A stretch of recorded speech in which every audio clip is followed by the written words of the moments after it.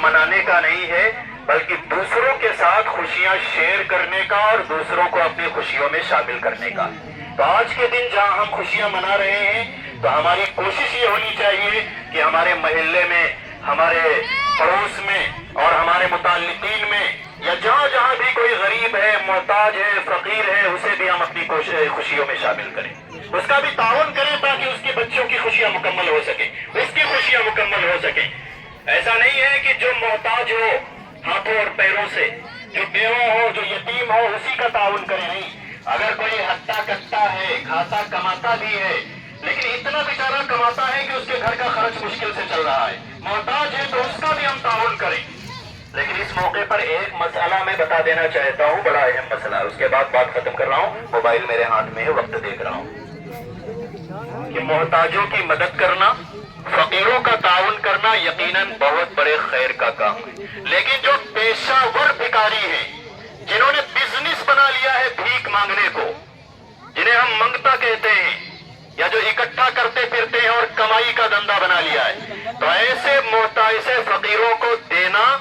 ثواب کا کام نہیں بلکہ گناہ کا کام ہے، گناہ کا کام ہے۔ آج وہ اللہ کے نام پر مانگتے ہیں تو ہم کہتے ہیں بھائی اللہ کے نام پر مانگ رہا ہے، اسے دے دو، تو یاد رکھیں ان کے واسطوں کی بھی کوئی حیثیت نہیں، چاہے جس واسطے سے مانگے۔ کہہ رہے ہیں کہ ارے بددعا دے دیں گے، سائل ہیں، تو یاد رکھیں وہ سائل نہیں ہے جن کے بارے میں آیا ہے وَفِي أَمْوَالِهِمْ حَقٌّ مَّعْلُومٌ لِلسَّائِلِ وَالْمَحْرُومِ، یہ وہ سائل نہیں ہے، وہ سائل نہیں ہے جن کے بارے میں آیا ہے وَأَمَّا السَّائِلَ فَلَا تَنْهَرْ، نہیں، یہ وہ لوگ ہیں جنہوں نے فقیری کو جو ہے بزنس بنا لیا ہے۔ حدیث میں جس سوال سے منع کیا گیا تھا اس سوال کو انہوں نے اختیار کر رکھا ہے۔ اور ایک مرتبہ میں بیٹھا ہوا تھا، ایک فقیر مانگنے آیا، ہٹا کٹا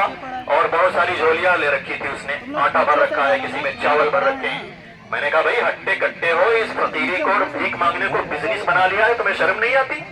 تو کہنے لگا کہ تمہیں پتہ نہیں، محمد صاحب نے فرمایا ہے کہ اگر کوئی گھوڑے پر سوار ہو کر بھی مانگنے کے لیے آئے تب بھی منع نہ کرو، یعنی اپنے مطلب کی بات انہیں بھی یاد رکھتے ہیں، یہ بھی یاد رکھتے ہیں۔ یاد رکھیے اس حدیث کا ہرگز مطلب یہ نہیں ہے، اور اس حدیث میں یہ لوگ داخل ہی نہیں ہیں۔ اس حدیث کا مطلب یہ ہے کہ اگر کوئی اجنبی کہیں آپ کو ملے